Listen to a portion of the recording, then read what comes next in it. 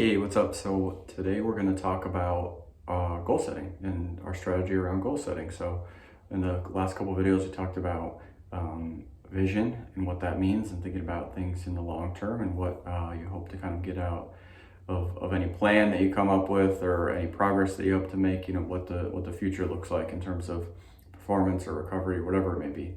Then we talked about priorities, thinking about what your vision is, what you need to do to be able to accomplish that vision, and where you start with your priorities. So I think priorities can sometimes go hand in hand with goals, because you can have a priority and think about what's important to start to work on, but at the same time, if you don't have your goals, then you can't. It's hard to kind of organize those priorities to help you be the most successful that you can. But vision and priorities are definitely going to give you the framework, at least, to start working on a plan.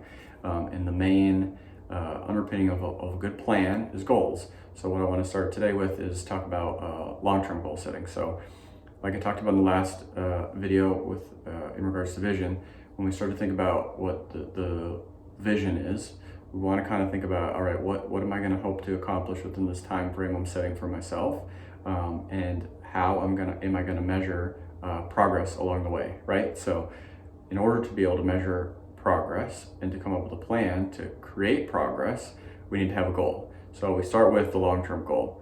So using the example that I used in the vision video, with an athlete that's hoping to get drafted, and their goal or their vision was to be bigger, stronger, faster. Okay, what do each one of those three things actually mean in terms of measurables or metrics? Okay, so again, if they want to be bigger 9 months from now, maybe that means they want to gain 15 pounds or 20 pounds. So to them, that's the long-term goal. Now again, you have that time frame, so you're starting to give yourself, okay, this is I have 9 months. My long-term goal is to gain 15 pounds. And again, we could go through all three of those things: bigger, stronger, faster, right? Stronger, maybe that means they need to increase their squat by 50 pounds in that 9 months, whatever it is.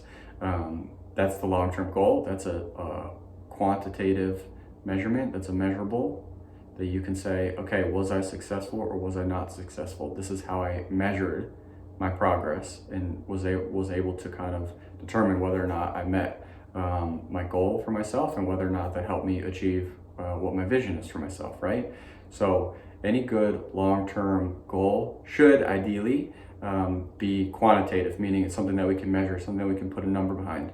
I think there are some qualitative things that are okay as well. Like, let's say I wanted to gain 15 pounds, but I still wanted to look lean, right?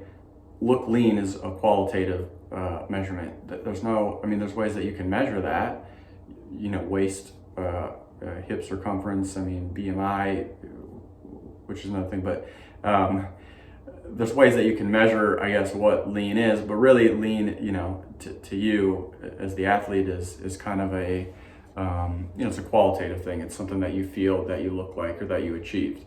So qualitative goals are okay, but I like to think of them as secondary goals. I like a good, strong quantitative goal to be the thing that you're going to measure your success and your progress on, basically. So again, if you're thinking about your long-term goal, what's the end result that you're hoping to get after this given amount of time frame that you've put forth for yourself?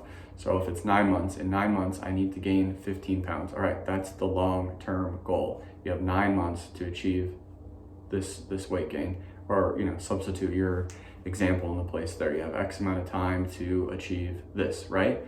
That's the long-term goal. Now we need to break that down into short, small steps.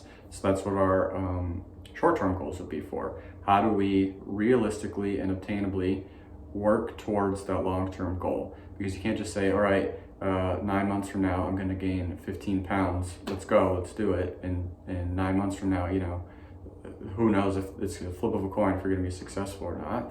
But if you start to break that down into small chunks, short-term goals, right? That's where the success or people are a lot more successful. So you have this long-term goal for yourself, and there could be multiple long-term goals. Again, bigger, stronger, faster, right? I want to gain weight. I want to, increase my squat. I want to shave time off my 40.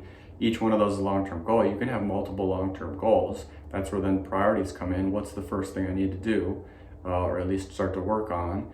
because hopefully, you know, you work on the first thing that helps improve the second thing, that helps improve the third thing, and so on and so forth. But you need to think about, you know, back to what I said before with the priorities video, you need to think about where those, each one of those rank and scale in terms of, you know, your long-term vision for yourself and your long-term goals. But again, having that long-term goal, it gives you that definitive endpoint. I need to achieve this in this amount of time. So hopefully that makes sense. Again, you can have multiple long-term goals. I think that, I don't think you want to have too many. I don't think you want to overwhelm yourself. If all of a sudden you have 10 long-term goals that you need to achieve in 9 months or a year, and you try to break that down into small-term goals, that can be really overwhelming and really stressful. So staying realistic and obtainable with your long-term goals helps create a lot more efficient, smooth progress as you kind of work through what the small steps are to kind of try to get towards that long-term goal. So long-term goals, next time we'll talk about short-term goals and what that looks like, but hopefully that's helpful. And again, if you haven't checked out the other videos, vision and priorities, they're just back on the feed a little bit. Check those out, and we're kind of just keep breaking down this strategy as we go forward. So hopefully you guys find this helpful. Thanks, guys.